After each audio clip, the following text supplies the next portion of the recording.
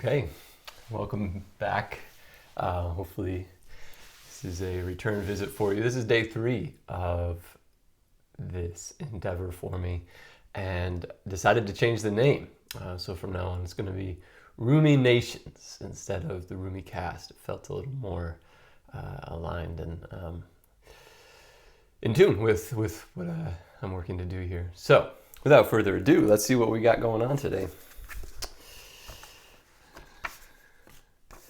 All right, this one's called Where Are We?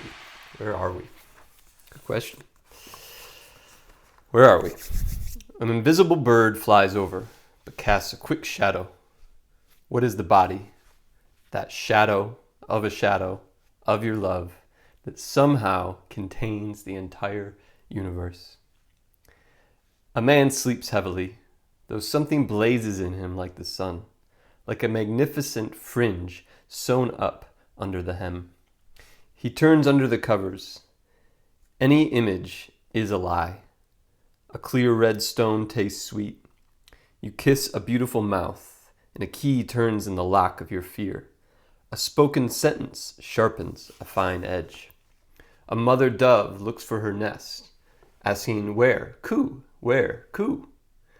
Where the lion lies down, where any man or woman goes to cry, where the sick go when they hope to get well, where a wind lifts that helps with winnowing and, the same moment, sends a ship on its way, where anyone says, "Only God is real."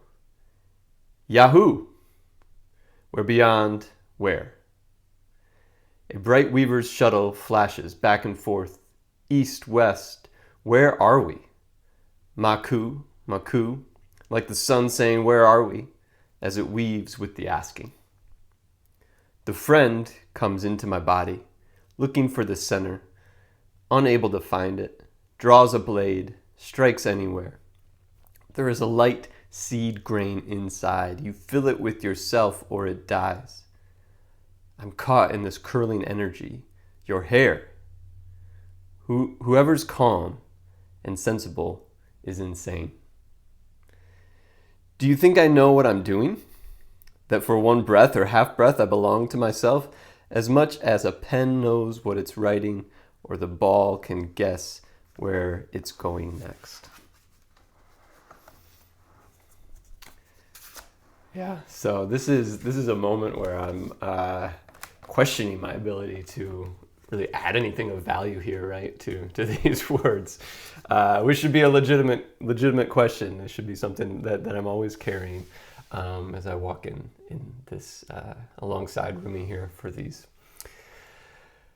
Wow, yeah, so much here. Again, like a surrendering to our own inability contained within this context of our bodies to truly be the architects, the maestros of our own creative energies, of where our body goes, of how our life unfolds for us. And then at the same time, right, having an ability to be in full control, to be fully one and fully embodying our divinity, right? That we are wrapped in this illusion that feels very limited, right? Any image is a lie, you know. Any attempt to express divinity is necessarily inadequate. It's kind of another way to see that as well. What is my body? He asks in this one. That shadow of your love that somehow contains the entire universe, right? The body being this illusion, this grand, very tangible illusion, right? That's just a mere shadow of the love that exists in the universe, that the love that is the divine, that is God, and then yet somehow within just that shadow, the entire universe is also contained, right? This paradox of existence and the duality that we perceive that we're in all the time, in every moment, in every second, and can't escape, except maybe in brief moments of ecstasy, right? These brief moments of ecstasy. And he points to some of those, right? Where does he say this? You kiss a beautiful mouth, and a key turns in the lock of your fear. The key turns in the lock of your fear when you kiss a beautiful mouth, right? That moment of love expressed and embodied. Your fear starts to melt away. But even that's a lie. That's an illusion, right? This is under a list of any image is a lie. That even that experience is an experience of duality, of separation from God. You're just kind of getting that taste, right? That little taste of the shadow. Wow, yeah, so much more here too we could unpack. But this admission here at the end, do you think I know what I'm doing? That for one breath or half breath, I belong to myself as much as a pen knows what it's writing or the ball can guess where it's going next. This is Rumi surrendered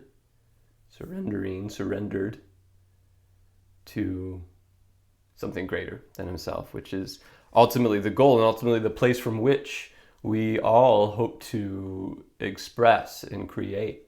And if we're doing that, then everything else can kind of fall into place, you know.